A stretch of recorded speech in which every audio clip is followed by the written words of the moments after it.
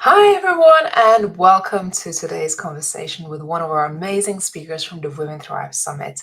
In today's live, we'll be talking about how to reclaim your life through body and mind connection. Today, we have a special guest, Caroline Bellenger. How are you, Caroline? I'm very well, thank you, Ray. It's You fabulous to joining be us here. Where are you joining us from today? Joining you from the Gold Coast in Australia. Yay, I love Mm. it. And it's summertime out there.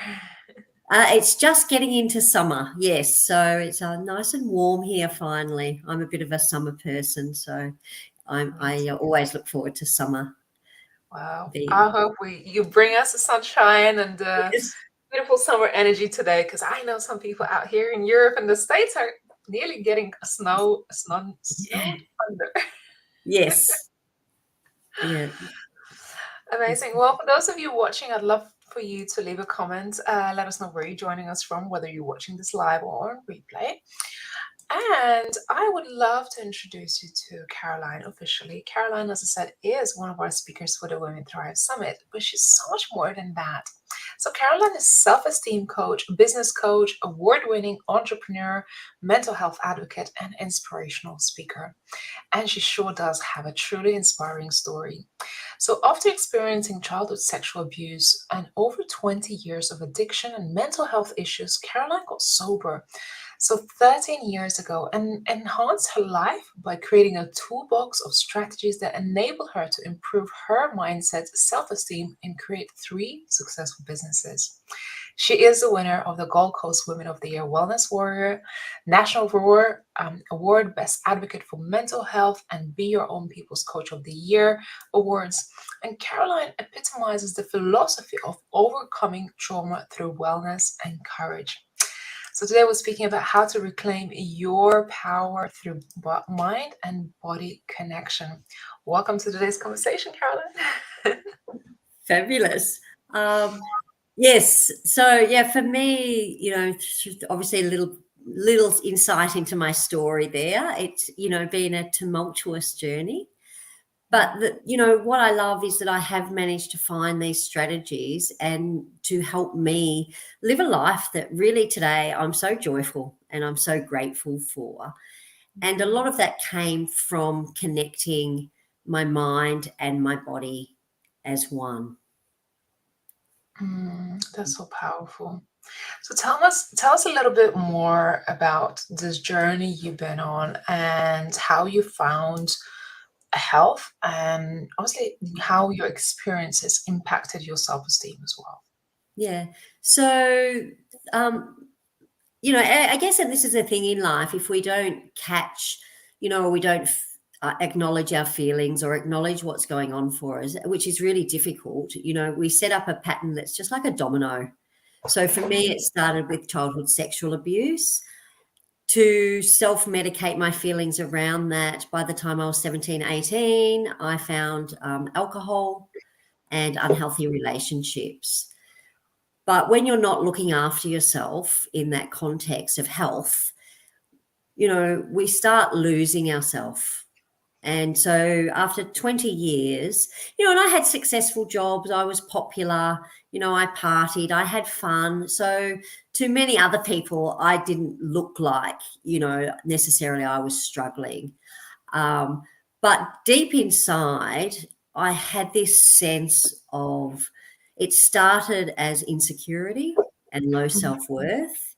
And towards the end of my drinking, 13 years ago, it was self-hatred, because I was not living the life I knew who I was. I knew I was a good person, but I just never felt good enough. Yeah. And I Love felt yourself. unloved. Yeah. Yeah. Yeah. And I meet lots of women who, they're middle-aged, it's, if you look at statistically, 1 in 4 women have been sexually abused before they're 15 globally. Wow. Yeah, that's, and yet we don't talk about it enough. But there's a lot of women out there who I know haven't found their toolbox yet, haven't been able to overcome that trauma yet. And that's why I'm so passionate about it, because once I got sober, I did 6 months residential rehabilitation and did a lot of cognitive behavioral therapy. And I have seen, I've seen an array of drug and alcohol counselors, psychologists, psychiatrists, and I recommend all of those. I'm one of those people who goes, if the first thing doesn't work, just go do something else. Just keep trying something.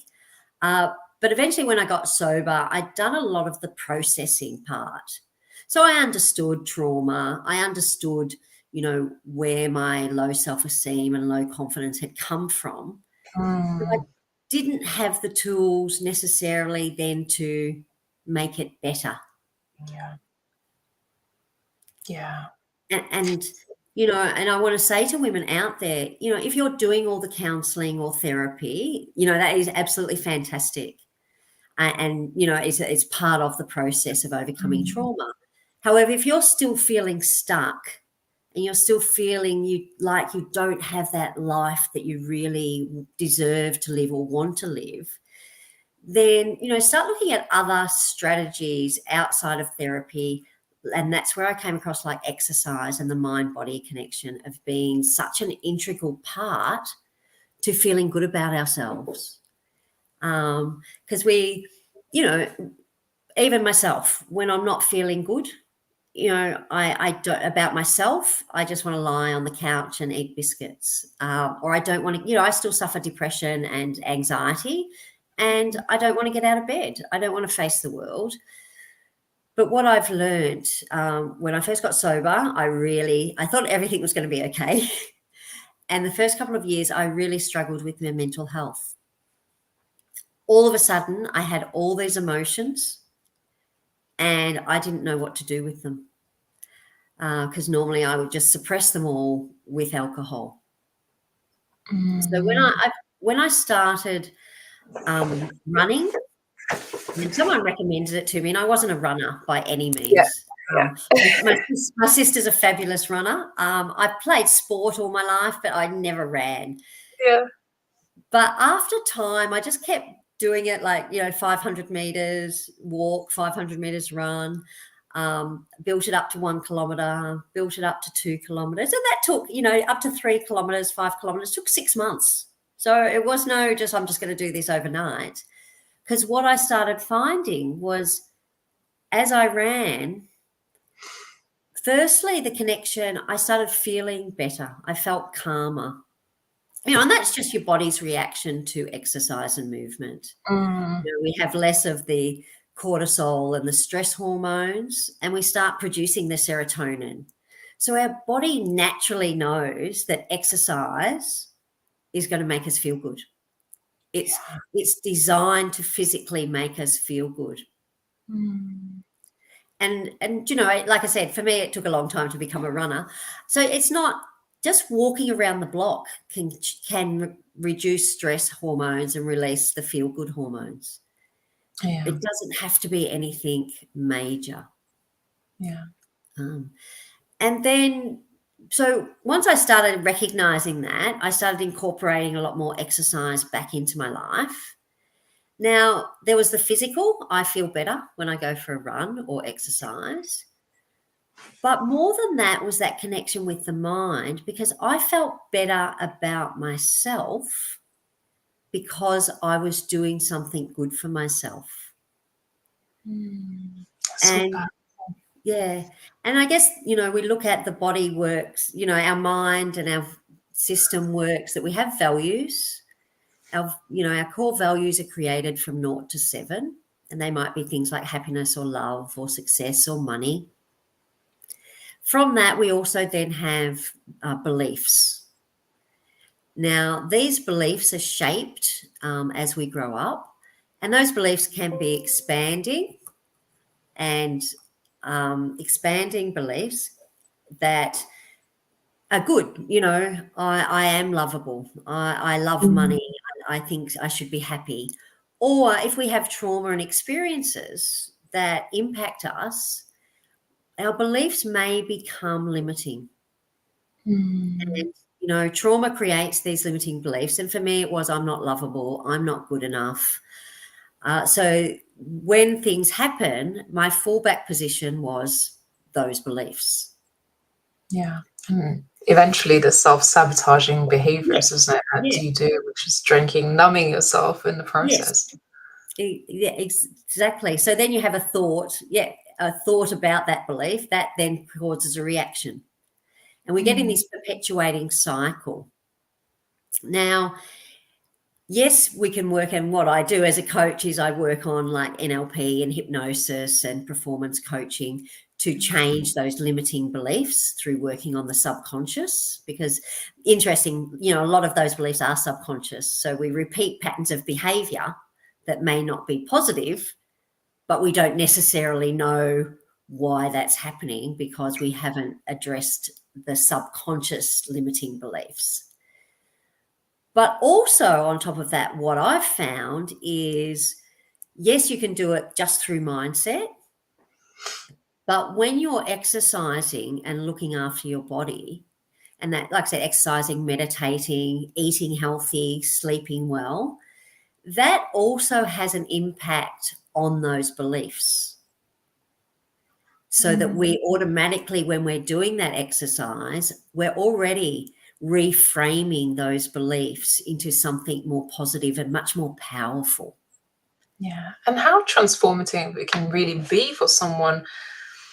I meet women all the time who struggle with self-belief or confidence. And as you say, it is usually down to much more deeply rooted problem that perhaps sometimes even our conscious mind cannot really Yes. identify what it is. And it really shows in the patterns of our behavior that manifests into something that we don't like, or self-sabotaging behaviors. And then how do you find a way through it? So what would be the tools that you could recommend for someone who perhaps going through the cycle and not able to identify the problem, but wanting to make a change like you did, where you were just leaning on alcohol to really numb that pain and weren't really addressing the real problem.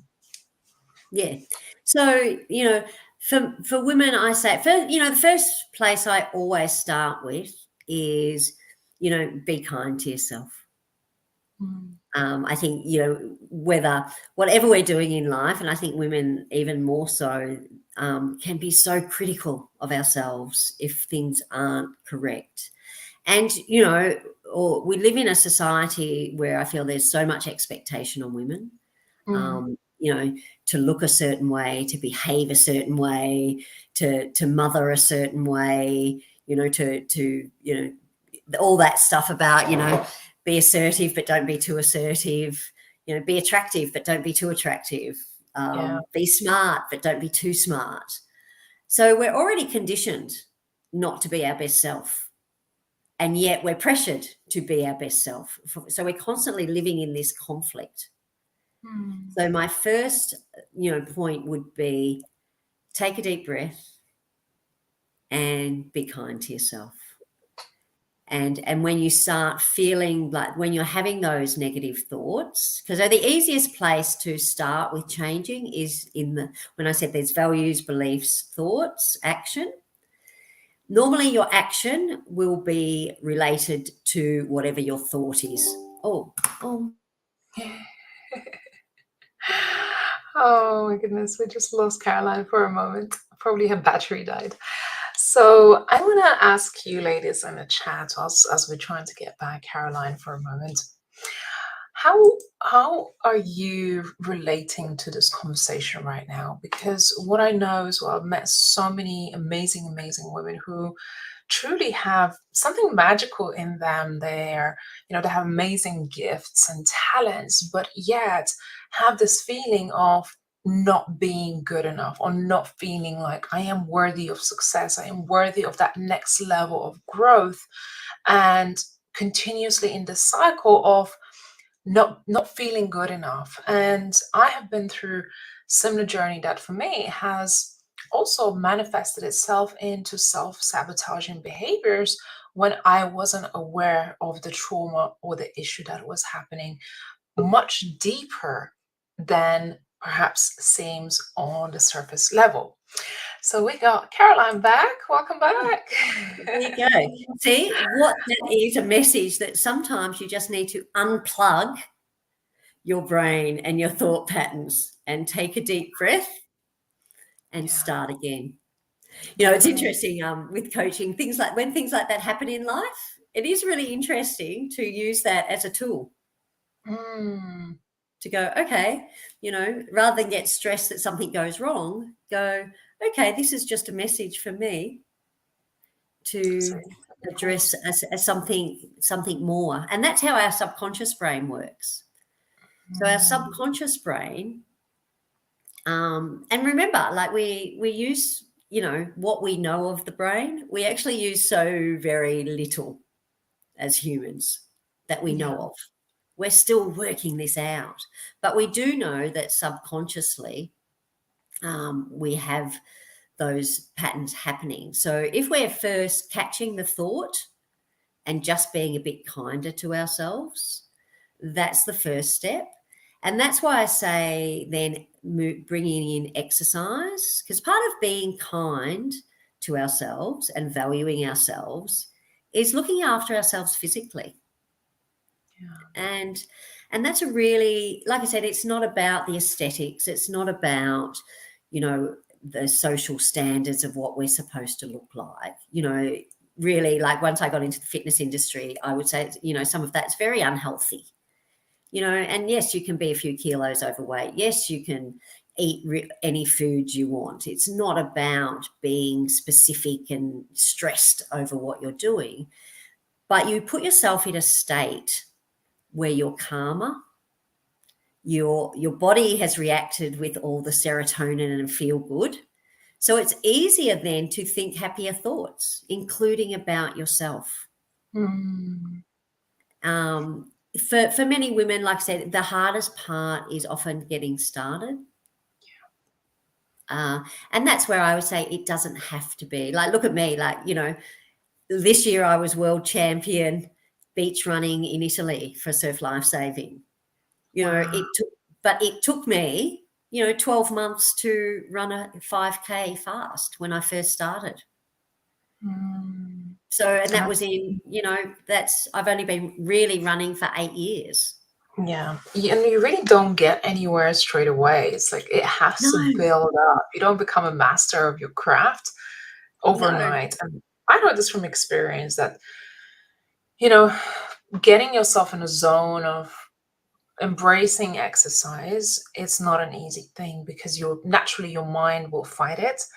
And yes, personally, the way I use exercise and sort of movement, and it's not just for the health reasons, I use it more for the mindset. Because if you're able to overcome that feeling every morning of saying, well, I don't want to go for a run and I'm not really good runner, but actually despite of that, I'm still going to go for it. I'm going to try and do my best.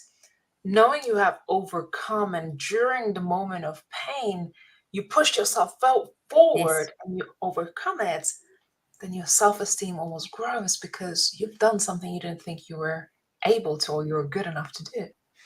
Absolutely. And that's the whole reward. And that's your mind will reward you for having a goal and achieving it. And I do the same. And like, so when I'm lying in bed, and I'm going, oh my God, I don't feel like getting up. I also now tap into, I'll lie there going, because I run and do that for my mental health and for my mental state. And it's Mm, like, oh, but Caroline, have you ever felt bad after a run?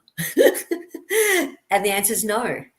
yeah. So it becomes a habit and you can start going, and I go the same. I go like, okay, if I'm really tired and I've been busy, I'll go like, well, maybe today I won't do a 5K run. I'll just go and do 1K. But anything that will get me out of bed. And then the thing I love about exercising is once you start doing it, once you start, chances are you'll just keep going anyway. And like you said, it's you feel good about yourself and you increase your self-esteem because when you've finished, you go, do you know what? I've just done something good for myself, something that's made me feel good.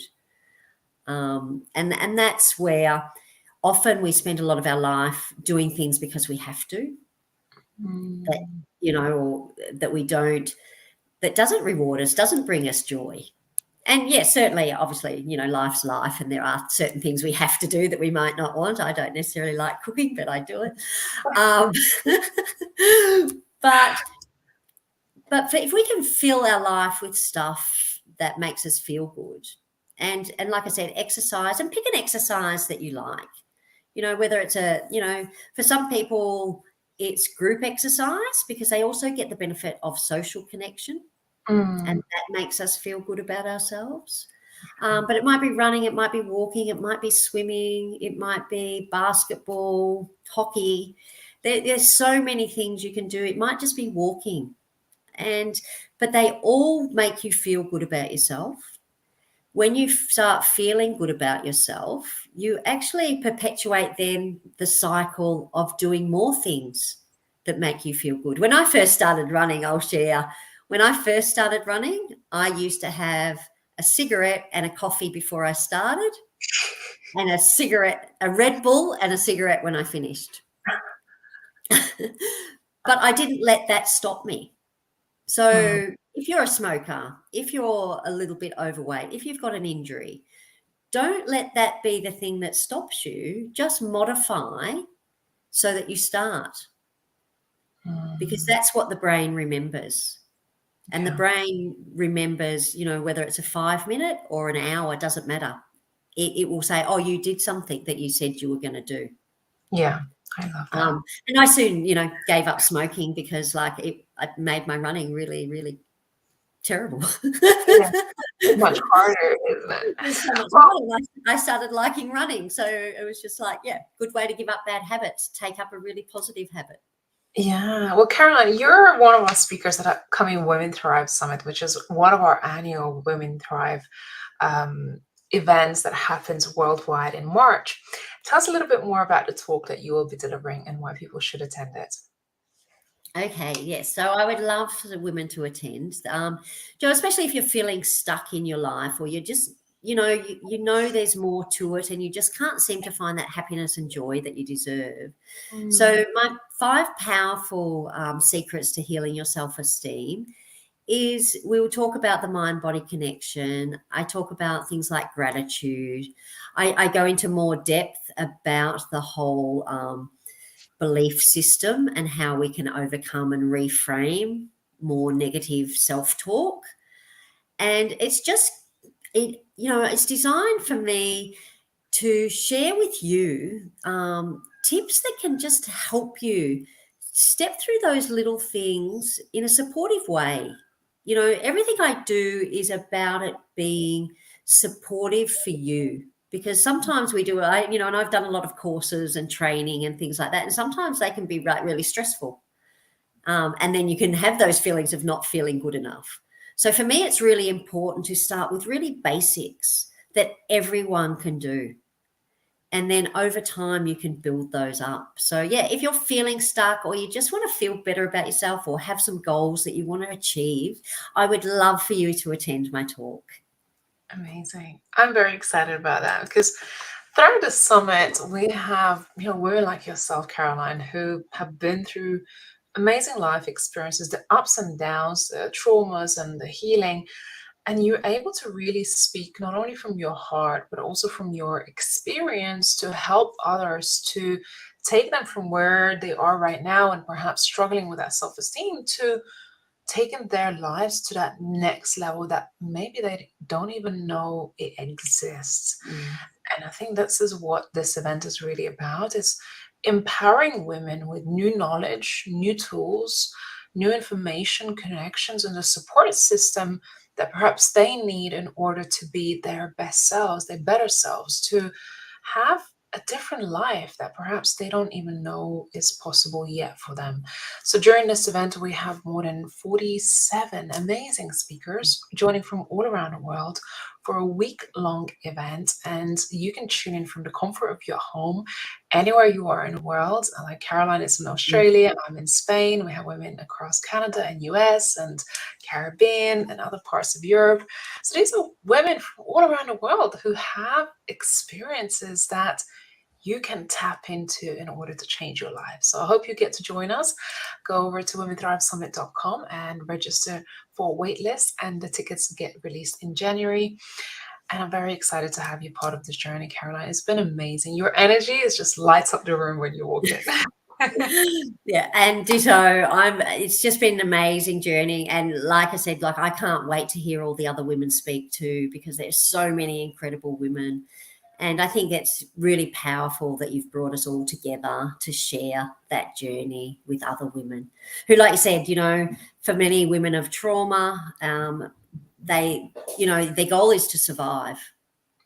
But, it's important to let them know that it's not about surviving, it's about thriving. Yeah, I appreciate it. Thank you for this powerful message. And ladies, if this message has connected with you, I invite you to tag someone in this video or share it with someone that you know privately or publicly. There are so many amazing women we're featuring leading up to the summit, like Caroline, who's sharing their heart and soul to really be here and help you transform your lives from just surviving to also thriving in your life and business. And we take a holistic approach to your success.